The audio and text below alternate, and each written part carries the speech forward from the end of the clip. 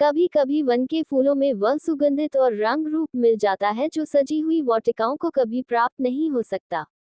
माधवी थी तो एक मूर्ख और दरिद्र मनुष्य की लड़की, परंतु विधाता ने उसे नारियों के सभी उत्तम गुणों से सुशोभित कर दिया था। उसमें शिक्षा सुधार को ग्रहण करने की विशेष योग्यता थी। माधवी और विरजन का मिलाप उस समय हुआ जब विरजन ससुराल आई।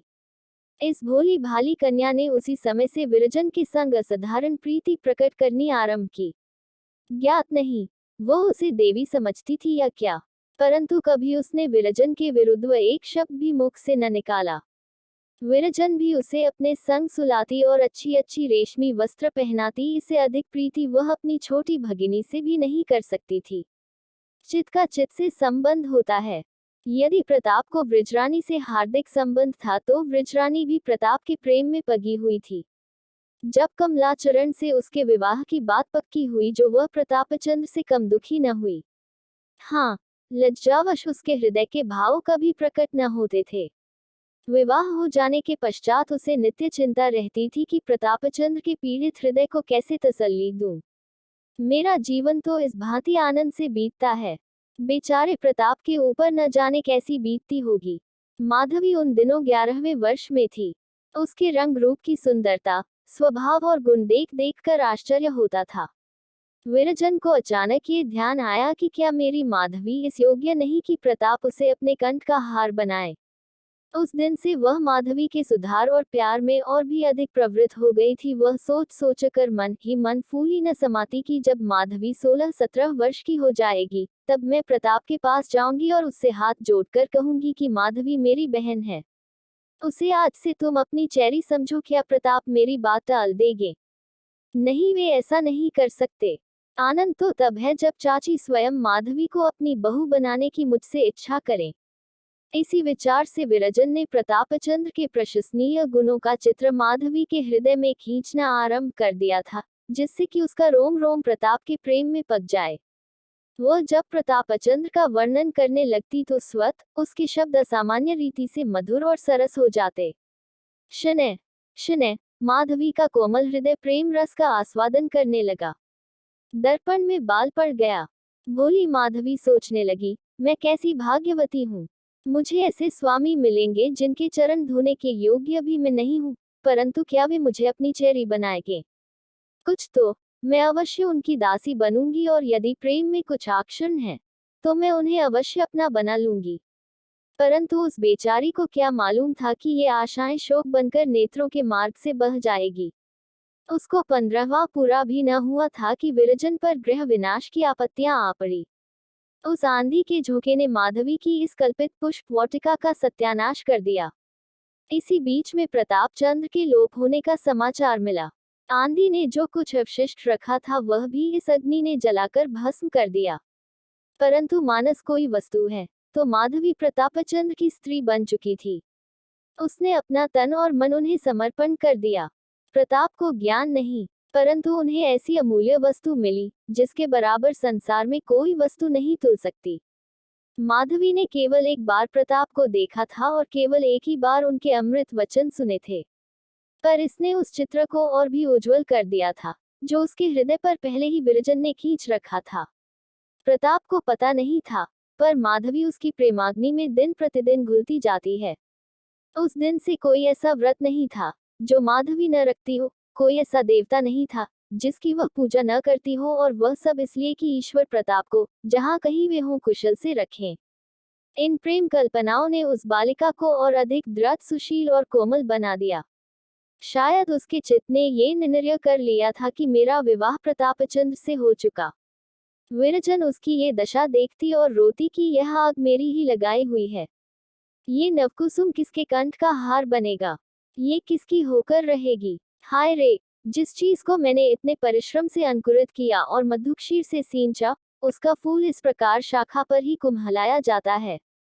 विरजन तो भला कविता करने में उलझी रहती, किंतु माधवी को ये संतोष भी न था। उसके प्रेमी और साथ ही उसके प्रियतम का ध्यान मात्र था उस प्रियतम का जो उसके लिए सर्वथा अपरिचित था। पर प्रताप के चले जाने के कई मास पीछे एक दिन माधवी ने स्वप्न देखा कि वे 87 हो गए हैं। आज माधवी का अपार प्रेम प्रकट हुआ है। आकाशवाणी सी हो गई कि प्रताप ने अवश्य संन्यास ले लिया। आज से वह भी तपस्विनी बन गई। उसने सुख और विलास की लालसा हृदय से निकाल दी। जब कभी बैठे बैठे माधवी का जी बहुत आकुल होता तो वह प्रतापचंद्र के घर चली जाती। वहां उसके चित्त की थोड़ी देर के लिए शांति मिल जाती थी।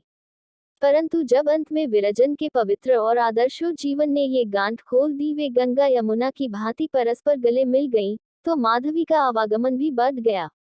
सुवामा के पास दिन दिन भर बैठी रह जाती। इस भवन की एक एक अंगुल पृथ्वी प्रताप का स्मारक थी। इसी आंगन में प्रताप ने काठ के घोड़े दौड़ाए और इसी कुंड में कागज की नावें चलाई थी। नौकरी तो स्यात काल के भावर में पड़कर डूब गई, परंतु घोड़ा अब भी विद्यमान थी। माधवी ने उसकी जर्जरित अस्थियों में प्राण डाल दिया और उसे वाटिका में कुंड के किनारे एक पाटल वृक्ष की छाया में बांध दिया। यही भवन प्रतापचंद्र का शयनागार था। माधवी अब उसे अपने देवता का मंदिर समझती है। इस पलंग ने प्रताप को बहुत दिनों तक अपने अंक में थपक थपक कर सुलाया था। माधवी अब उसे पुष्पों से सुसज्जित करती है। माधवी ने इस कमरे को ऐसा सुसज्जित कर दिया जैसे वह कभी न था। चित्रों के मुख पर से धूल का यवनिका उठ गई। लैंप का भाग्य पुनः चमक उठा। माधवी की इस अनंत प्रेम भक्ति से सुवामा का दुख भी दूर हो गया। चिरकाल से उसके मुख पर प्रतापचंद्र का नाम अभी न आया था। विरजन से मेल मिलाप हो गया, परंतु दोनों स्त्रियों में कभी प्रतापचंद्र की चर्चा भी न होती थी। विरजन लज्जा की संकुचित थी और सुवामा क्रोध से, किंतु माधवी के प्रेमानल से पत्थर भी पिघल गया। अब वह प्रेम विह्वल होकर प्रताप के बालपन की बातें पूछने लगती तो सुवामा से न रहा जाता। उसकी आंखों से जल भर आता। तब दोनों रोती और दिन दिन भर प्रताप की बातें समाप्त न होती। क्या अब माधवी के चित्त की दशा सुवामा से छिप सकती थी? वह बहुधा सोचती कि क्या तपस्विनी इसी प्रकार प्रेमग्नि में जलती रहेगी और वह भी बिना किसी आशा के। एक दिन वृजरानी ने कमला का पैकेट खोला तो पहले ही पृष्ठ पर एक परम प्रतिभापूर्ण चित्र विविध रंगों में दिखाई पड़ा। ये किसी महात्मा का चित्र था।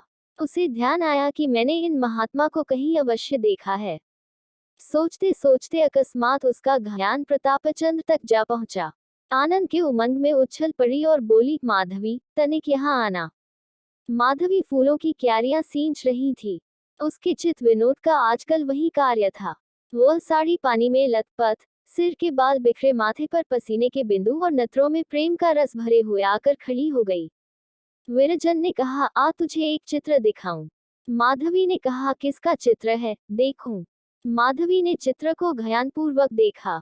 उसकी आंखों में आंसू आ गए। विरजन पहचान गई। माधवी, क्यों? ये स्वरूप तो कई बार स्वप्न में देख चुकी हूँ। बदन से कांति बरस रही है। विरजन, देखो, वृतांत भी लिखा है।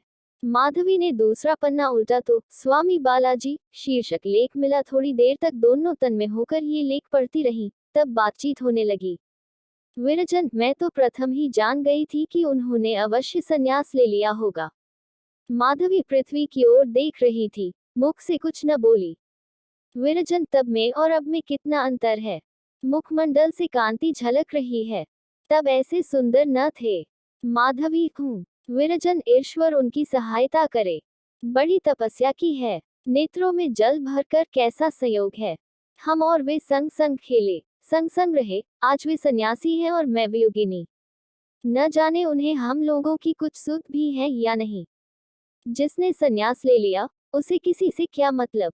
जब चाची के पास पत्र न लिखा तो भला हमारी सुधि क्या होगी।